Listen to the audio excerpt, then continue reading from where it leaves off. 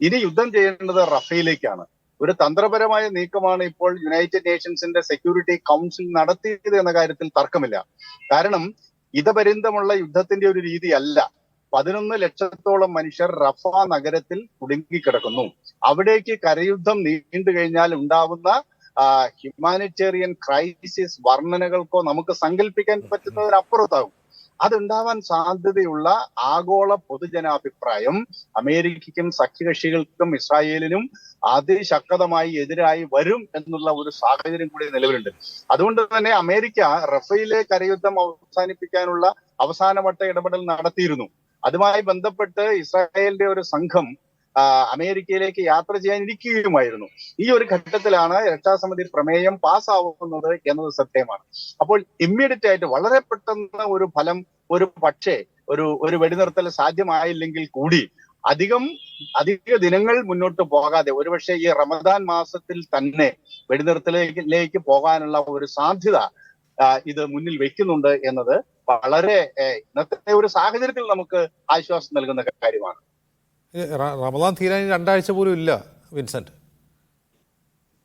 Yes, അത് ഒരുപക്ഷെ അതിനു മുമ്പ് തന്നെ ഒരാഴ്ചക്കുള്ളിൽ തന്നെ എങ്കിലും ഒരുപക്ഷെ ഒരു താൽക്കാലിക വെടിനിർത്തലെങ്കിലും പ്രഖ്യാപിക്കാതെ ഇനി ഒരർത്ഥത്തിലും ഇസ്രായേലിന് മുന്നോട്ട് പോകാൻ സാധിക്കില്ല.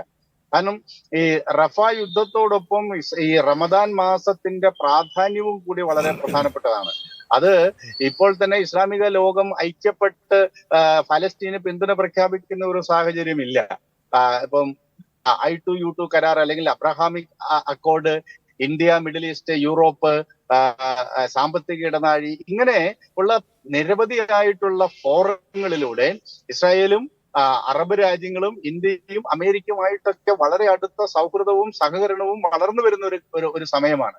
അപ്പോൾ അത്തരത്തിലുള്ള വിഭജനങ്ങളെ ഫലപ്രദമായി ഉപയോഗിക്കാൻ ഇസ്രായേലിന് കഴിയുന്നുമുണ്ട്. പക്ഷേ ഈ റമദാൻ മാസത്തിന്റെ ഒരു പ്രത്യേകതയും റഫ യുദ്ധം സൃഷ്ടിക്കാൻ ഇടയുള്ള മാനുഷികമായ പ്രശ്നങ്ങളും ഹ്യൂമൻ ക്രൈസിസും കണക്കിലെടുക്കുമ്പോൾ അത്തരത്തിലൊരു നടപടിയിലേക്ക് ഇസ്രായേൽ മുന്നോട്ട് പോയാൽ തീർച്ചയായിട്ടും ഇസ്ലാമിക ലോകത്തിന്റെ ഒരു ഐക്യപ്പെടൽ ഉണ്ടാവാൻ സാധ്യതയുണ്ട്. അതിനപ്പുറത്തേക്ക് ലോകത്തിൽ സമാധാനത്തിനും ജനാധിപത്യത്തിനും വേണ്ടി ആഗ്രഹിക്കുന്ന യുദ്ധവിരുദ്ധരായ കോടാനുകോടി മനുഷ്യരുടെ വികാരം ഇസ്രായേലിനും പാശ്ചാത്യ ബ്ലോക്കിനും എതിരായി തിരിയുമെന്ന സാഹചര്യമുണ്ട്. അതുകൊണ്ട് ഞാൻ കാണുന്നത് തന്ത്രപരമായ നീക്കമാണ് അമേരിക്കയുടെ അബ്സ്റ്റെയിൻ കാണിക്കുന്നത്.